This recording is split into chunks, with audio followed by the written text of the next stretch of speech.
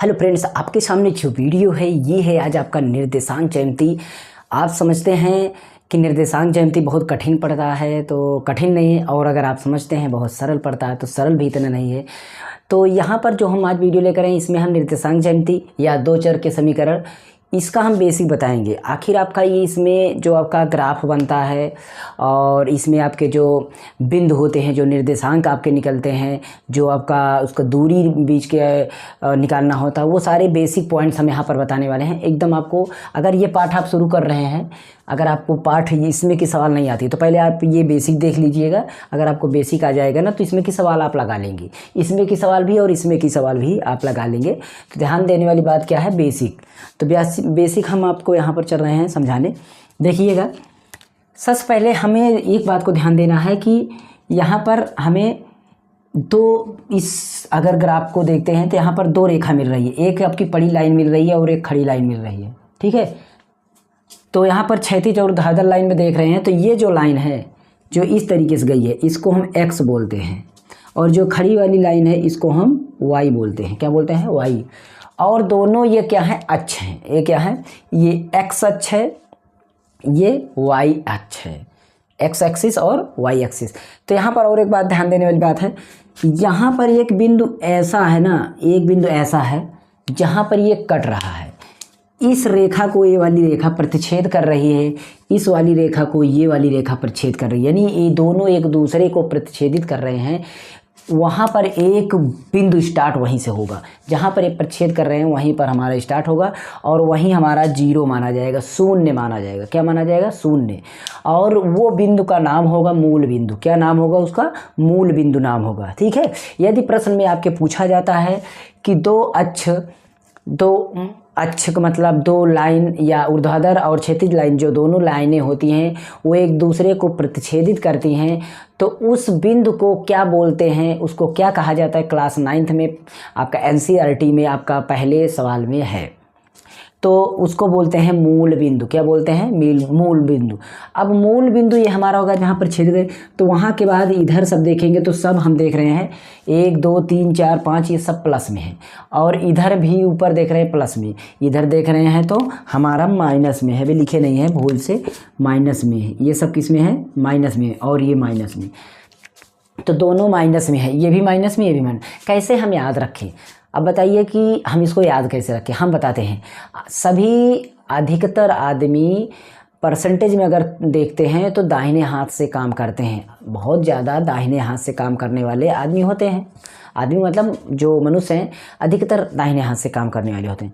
तो एक बार आप दिमाग लगाइए, ऐसे आप हाथ करेंगे तो दाहिने हाथ आपका प्लस। क्यों? आप दाहिने हाथ से काम करते हैं तो प्लस ही तो करते हैं, अच्छा करते हैं। अगर बाएं हाथ से काम करेंगे उस काम को बिगाड़ देंगे तो आपका माइनस हो जाएगा। मतलब आप चित्र बना रहे हैं और दाहिने हाथ से बना रहे हैं तो आप अच्छे हाथ से बना रहे हैं। दाहिना हाथ माना जाता है कि अच्छा आता है, बाएं हाथ बोला जाता है कैसा होता है, ऐसा कुछ भी नहीं होता है। लेकिन हम समझते हैं कि दाहिने हाथ से अधिकतर बोला जाता है। राइट हैंड जो होता है वो हमारा पॉजिटिव पॉइंट होता है, तो इसलिए हम राइट हैंड को, दाहिने हाथ को पॉजिटिव मानेंगे, बाएं हाथ को निगेटिव मानेंगे कि बायां लग गया तो समझ लो वो गलत हो रहा है। उसी तरीके से आप ऊपर जाएंगे तो प्लस होते जाएंगे। मैं इतना हुआ प्लस और इतना, प्लस और इतना। ऊपर जाएंगे तो प्लस होंगे और नीचे जाएंगे तो घटते जाएंगे। मैं घटता हुआ चला जाऊंगा, ऐसे ऐसे घटता, तो नीचे की तरफ माइनस, नीचे माइनस, ऊपर प्लस, दाहिने। तो दिमाग लगाना, ऊपर जाएंगे तो प्लस, दाहिने हाथ प्लस, बाकी दोनों माइनस। तो इस तरीके से माइनस हो गया। अब रेखाओं को लिखने के लिए हमें क्या करना पड़ता है, मतलब इन सब में हमारा एक बिंदु होता है, एक निर्देशांक होता है। क्या होता है? हमारे निर्देशांक होते हैं। ध्यान दीजिएगा, इसमें हमारा निर्देशांक होता है। निर्देशांक मतलब हमारा जो इन अंकों को निर्देशित करने के लिए हमारे कुछ जो बिंदु होंगे, उन बिंदु को हम रखेंगे एक ब्रैकेट के अंदर, जिस तरीके से ऐसा। पहले x रखा जाएगा, उसके बाद y रखा जाएगा। पहले आपका x रखा जाएगा, फिर y रखा जाएगा। तो ध्यान देना, ये जो x है ना, ये हमारा x को हम अगर जानते हैं तो x हमारा होता है भुज। x हमारा क्या होता है? भुज। और y जो होता है हमारा, y जो होता है वो हमारा कोटि होता है। वो क्या होता है? कोटि, ठीक है। x हमारा भुज होता है और y हमारी कोटि होती है, ठीक है। ये बात को आपको अच्छी तरीके से समझ लेना है कि x हमारा भुज होता है, यानी a वाली लाइन हमारी भुज है और ये वाली लाइन हमारी कोटि है, ठीक है। x अक्ष को भुज, y अक्ष को हम कोटि बोलेंगे, ओके। बात को समझ गए? तो शायद आप समझ गए होंगे। और एक बात, अगर एक्स वाई को हम ऐसे ब्रैकेट में दोनों को लिख देते हैं कामा लगा करके, तो वो हमारा एक बिंदु हो जाता है, यानी वो एक हमारा निर्देशांक हो जाता है। ठीक है, वो हमारा निर्देशांक हो जाता है।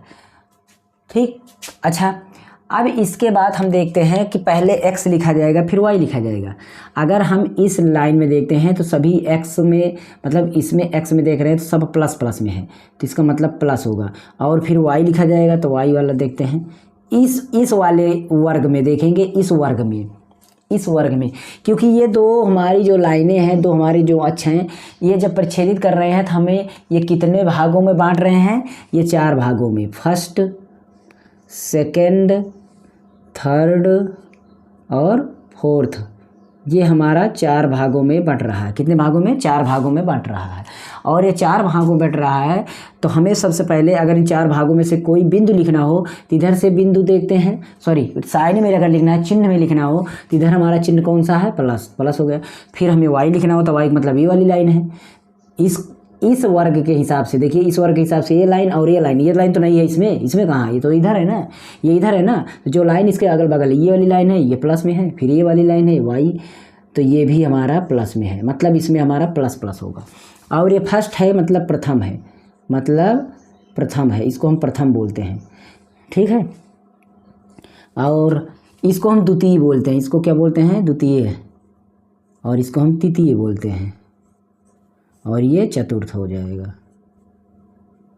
तो इस तरीके से अब देखते हैं कि हमारा द्वितीय में और तृतीय में, चतुर्थ में कैसे कैसे। तो पहले हमें x लिखा जाएगा, तो x वाली लाइन ये है। अगर इस खाने में जाते हैं, मतलब इस वर्ग में जाते हैं, तो इसमें x कौन सी लाइन? ये है कि ये है ना। किस में है? निगेटिव में, मतलब माइनस में, और ये वाली प्लस में, तो कामा प्लस में। तो ये हमारा इसका निर्देशांक माइनस और प्लस में होगा। जो भी बिंदु निकलेगा, जो भी निर्देशांक निकलेंगे, वो हमारा माइनस प्लस में होगा, इसमें हमारा प्लस प्लस होगा। और इसमें देखते हैं तो ये वाला x वाला माइनस में है, और ये वाला ये भी माइनस में है, तो इसमें हमारा माइनस माइनस निकलेगा। ठीक है, इसको हम यहाँ पर लिख देते हैं। और इसमें देखते हैं तो पहले x वाला प्लस में है, और फिर ये y वाला माइनस में है। तो इस तरीके से हमारा प्लस माइनस में कैसे कैसे बना आप देख सकते हैं। इसमें सब प्लस प्लस, इसके तिरछा माइनस माइनस। पहला प्लस प्लस तो तीसरा, पहले तीसरे से मतलब रखेंगे, पहला तीसरा का उल्टा करेंगे, दूसरा चौथे का उल्टा करेंगे, आराम से हो जाएगा। पहला सब प्लस प्लस तो तीसरा माइनस माइनस, पहला है माइनस प्लस तो चौथा है प्लस माइनस, बस इसे याद हो जाएगा। यानी कि जब हमारे बिंदु आएंगे जो ना, तो इस वर्ग में इस तरीके से उस वर्ग, तो जब हमारे ये दोनों भुजाएं बांटती हैं, मतलब दोनों रेखाएं आपस में छेद करती हैं, तो ये कितने वर्ग में बढ़ती हैं? 4 वर्ग में। ठीक है, इसी तरीके से आपका कोई भी एक बिंदु दिया जाता है और आपको पहचानना होगा कि ये बिंदु किस खाने में है, किस वर्ग में है। जैसे यहाँ पर दे दिया गया कि 2, ये एक निर्देशांक है, इसको पहचानना है कि ये किस चतुर्थांश में है। ये सब क्या है? चतुर्थांश है। ठीक है, अभी चतुर्थांश में हम देखते हैं ये किस में है, तो इसमें देख रहे हैं प्लस है, इसमें देख रहे हैं माइनस में है। तो ऐसे ही डायरेक्ट पकड़ सकते हैं चिन्हों के द्वारा, क्योंकि ऐसे चिन्हों द्वारा हमें याद कर लिए हैं। बाकी हम संख्या को भी देखेंगे तो संख्या से पकड़ में आ जाएगा, यानी x पे 2 जाएंगे, माइनस में इसमें जाएंगे, तो अपने आप भी निकल जाएगा। दोनों तरफ से बताते हैं, पहले प्लस माइनस दे देते। प्लस माइनस किस में है? इसमें, मतलब चतुर्थ में आएगा। इसका उत्तर किस में आएगा? चतुर्थ में आएगा। ये चतुर्थ में होगा, चतुर्थांश में होगा। अब देखिए 2 किस में है? प्लस में, वो भी x लाइन पे। x लाइन पे प्लस में कहाँ पर होगा? यहाँ पर देखिए 2x लाइन पे प्लस में, यहाँ पर तो माइनस है, लाइन यही है x वाली, प्लस में कहाँ? इधर, और माइनस में होती इधर। तो ये हो गया 2, और माइनस में 3, तो माइनस में 3 कहाँ? यहाँ पर, मतलब इसका यहाँ, इसका यहाँ, ऐसे आएगा, ऐसे ऐसे जाएंगे, इसके से आएंगे, तो बीच में यहीं पर, मतलब इधर से भी उधर से भी दोनों तरफ से देखा जाएगा। और इसी तरीके से अगर दे दिया गया 6, 5, ये किस में होगा? तो हम देखते हैं तो प्लस प्लस में है, प्लस प्लस में है, प्रथम में है, इसका मतलब ये फर्स्ट में है। और एक बात चेक करना चाहें तो 6 प्लस में देखिए x पर ये है, और 5 भी देखिए प्लस में, तो ये है। देखिए इसको इधर से दोनों को मिलान करिए, 6, 5, 6 या मिला यहाँ पर, देखिए 6, ये देखिए ये मिला 6, 5, मिला ना। ऐसे ही बिंदु को देखना होता है। इस बिंदु का कोई नाम भी दे सकते हैं, जैसे ए रख सकते हैं, बी रख सकते हैं, तो इस तरीके से बिंदु का नाम होगा। तो आपका क्लास 9th में ऐसे आपका जो चैप्टर है उसमें आपके सवाल हैं, बिंदुओं को आप पहचान करके लिख सकते हैं। इस तरीके से बिंदु आपको कहाँ पर कहाँ कैसे होंगे। ठीक है, बातों को पहचान गए, मतलब जान गए आप कि कैसे कैसे क्या होगा। इसके बाद हमें और एक चीज़ें निकालना है कि कभी कभी क्या हो जाता है, इनके बीच की दूरी निकालना होता है कि एक बिंदु यहाँ निकला, एक बिंदु यहाँ निकला, इनके बीच की दूरी कितनी है। तो इसके लिए आपको फार्मूला यूज करना पड़ता है, वो क्लास 10th में होता है, और उस फार्मूले के हिसाब से ही हम लगाएंगे सवाल को। ठीक है, तो आप चाहे फार्मूला का यूज करके लगाएं, चाहे जैसे लगाएं, लेकिन एक बात मैं बताता हूँ, वो 10 में होता है। 10 के लिए अभी थोड़ा सा वेट करिए, मैं अगली वीडियो लेकर के आऊँ, बता दूँ, क्योंकि अगर मैं इसी वीडियो में सारी चीज़ें बता दूँगा तो फिर क्या होगा। वैसे बता दूँगा, बेसिक चीज़ बता रहा हूँ। अब हम थोड़ा सा चलते हैं अपने दो चर वाले समीकरण पर। किस पे चलते हैं? दो चर वाले समीकरण पर। निर्देशांक के बारे में हमने ये सारी चीज़ें बता दी जो आपको ज़रूरत होनी चाहिए। ठीक है, अब और कभी मान लीजिए ऐसे बिंदु दे दिया गया यहाँ पर, ये 6, -2, इस निर्देशांक में कोटि कितनी है? इस निर्देशांक की कोटि, इसकी कोटि कितनी है? तो देखते हैं कोटि में किसे बोलते हैं। पहला होता है भुज, दूसरा होता है कोट। ये है -2, कोट कितनी है? -2। तो इस तरीके से भुज और कोट को भी हम लिख सकते हैं। अब आ जाता है दो चर वाले समीकरण में। दो चर वाले समीकरण में क्या होता है, आपके दो चर होते हैं। चर का मतलब ए बी सी जो आपकी चर राशि को छोड़ करके जो होती हैं चर होती हैं, जैसे ए हो गया, बी हो गया। तो दो चर हम कोई ले लेते हैं, जैसे एक x हो गया और एक y हो गया। एक x हो गया, एक y, ये हमारे दो चर हो गए। इन दोनों चर को इस्तेमाल करके हमें समीकरण बनाना है। तो हम कैसे समझेंगे कि समीकरण होगा, रैखिक समीकरण होगा, अरैखिक समीकरण होगा, एक चर का समीकरण है कि दो चर का समीकरण है, ये सारी बातें हम देखेंगे। तो सबसे पहले हम समीकरण समझते हैं। देखिए, ये x है, x की 3 घात है, फिर x की 2 घात आ गई, x की 1 घात आ गई, x की 0 घात आ गई, मतलब हमारी x की घातें हैं। इसमें कितनी घातें हैं? 3 घात है। तो ये हमारे अरैखिक समीकरण है। क्या? अरैखिक समीकरण, अरैखिक समीकरण। ठीक है, और समीकरण होने के लिए आपका यहाँ पर 0 होना चाहिए। क्या होना चाहिए? 0। इसी तरीके से अगर देखेंगे हमारा x की घात 2 -2, तो ये हमारा कौन सा समीकरण है, इसको देखेंगे कि ये कौन सा समीकरण है। तो ये भी हमारा, क्योंकि इसमें हम 0 लगा दें, तो समीकरण में आपको 0 लगाना है। तो ये देखते हैं 0, ये हमारा अरैखिक समीकरण है। क्या है? अरैखिक समीकरण। ठीक, अरैखिक समीकरण, यह रैखिक समीकरण है। इसके बाद अगर हम इस तरीके से लिख दें, x की घात ना लगाएं, 5x + 2 = 0, तो ये हमारा एक रैखिक समीकरण है। क्या है? ये हमारा एक रैखिक समीकरण है, रैखिक समीकरण। ठीक, अब रैखिक अरैखिक में कैसे फर्क समझेंगे। यदि चर की 1 घात हो, चर जो हो ना उसकी 1 ही घात हो, तो हमारा रैखिक समीकरण में हो जाएगा। और अगर 1 से अधिक घात है, 2, 3, 4 घातें बन रही हैं, तो हमारा अरैखिक समीकरण होगा। ठीक, अब इसके बाद और चीज़ें हमें क्या बताना है कि आपको देखना है इसमें हमारा एक ही चर है, और यदि इसमें हम चर अधिक ले आएँ तो 2 चर 3 चर हो जाता है। तो हमें रैखिक समीकरण पता चला कि 1 घात होनी चाहिए। कितनी घात? 1 घात। तो 1 घात हो और इसमें 2 चर हो, ये y भी हो गया, और इसमें प्लस लगा दिए, बराबर 0 लगा दिए। ये हमारा एक रैखिक समीकरण है। ये भी हमारा एक रैखिक समीकरण है। ठीक है, ये भी हमारा एक रैखिक समीकरण है। ये भी हमारा एक रैखिक समीकरण है, ध्यान दीजिएगा। बस बात ये है कि ये 2 चर है। इसमें कितना है? 2 चर है। इसमें 2 चर है क्योंकि x और y है।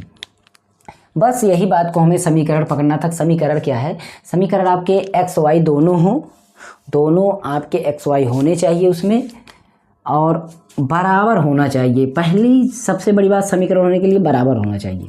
जैसे यहाँ पर हमने लिखा 3x - 6 = वाई ऐसे लिख दिया।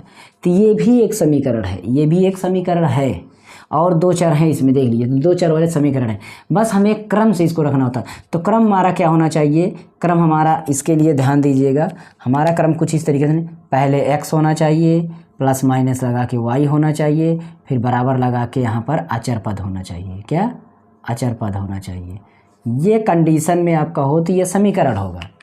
अचर पद आपका जीरो भी उसमें हो जाएगा, तो ये होना चाहिए। जैसे कि मैं बताता हूँ 3x माइनस 3y बराबर 5, ये हमारा एक समीकरण है। ये हमारा क्या है, रैखिक समीकरण है। इसके बाद दो चर के समीकरण है। क्या है, दो चर के समीकरण है। यहाँ पर आपका इस तरीके से भी हो सकता है 5y बराबर 3x माइनस 20, ये भी एक समीकरण है। हमें समीकरण क्या मतलब, समीकरणों को कैसे समझे, जब बराबर लगाओ, किसी का मान कुछ बराबर में दिया जा रहा हो और मान चाहे पर्याप्त तो मतलब वो मिला हो या ना मिला हो इसमें मतलब, लेकिन बराबर लगाए तो समीकरण हो जाएगा। जैसे ये सब समीकरण है, ये सब समीकरण है। क्या है, ये सब समीकरण है। ठीक है, तो इस तरीके से समीकरण हमारे होते हैं। अब इन समीकरण को हमें चेक भी करना रहता है कि ये समीकरण का हल, इसको हल करना रहता है और हल कर लेंगे, हल करके उसको हम निकालेंगे, उसके मान जो निकलेंगे उसको हम उसके सहारे से ग्राफ वगैरह बनाते हैं। जैसे हमारा यहाँ पर समीकरण हो गया 2x माइनस 5x 5y बराबर 3x माइनस 20, कुछ इस तरीके से आ गया। तो 2x, ये 3 इधर आएगा माइनस x, ये y भी इधर रहेगा, ये बराबर ये माइनस 20। तो इस तरीके से 2x में 3 तो माइनस 3x माइनस 5y बराबर माइनस 20। अब माइनस इसमें से हटा दें आगे, तो माइनस का गुणा होगा तो 3x प्लस 5y बराबर 20। तो हमारा एक समीकरण बन जाएगा, हमारा एक समीकरण बन जाएगा। तो इस तरीके से हम हल करते हैं, समीकरणों को हल करके उसको इकट्ठा करके x y का मान निकालते हैं। तो दो चर वाले समीकरण का मतलब है समीकरण कैसे पहचानेंगे कि हमारा इस कंडीशन में हो। और रही बात ग्राफ वाली बात कि ग्राफ कैसे बनेगा, उसके लिए हमारी एक अगली वीडियो होगी, हम इसमें ग्राफ को बनाना बस सिखाएंगे। ठीक है, तो हम इसके बाद बताते हैं अभी आपको कि ग्राफ कैसे बनाया जाएगा। ठीक, तो यहाँ पर आपका हो जाएगा ग्राफ का आपकी, और ये अगली वीडियो में हो जाएगा। ठीक है, चलिए मिलते हैं आपके लिए अगली वीडियो में, हम नेक्स्ट वीडियो में, तो उसके बाद आपको बताते हैं।